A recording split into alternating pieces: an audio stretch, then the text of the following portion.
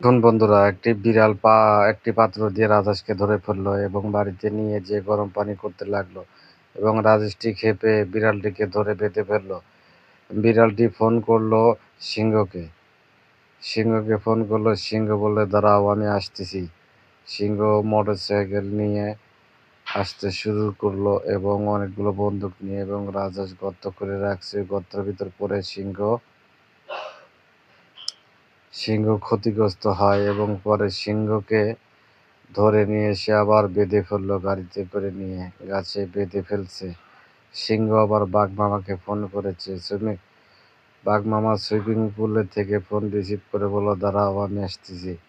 এবং ভাল্লুক আর যে বাঘ মামা আসতেছে গাড়ি নিয়ে, এবং রাজহাঁস ইতিমধ্যে রাস্তায় পুঁতে রাখছে। আবার তাদেরকেও শেষ করে ধরে গাড়িতে করে নিয়ে চলে আসলো। এসে দোকানে পিস পিস করে সাজিয়ে বাঘ এবং ভাল্লুক সবাইকে বিক্রি করা শুরু করলো। একটু সাবস্ক্রাইব করে দিবেন।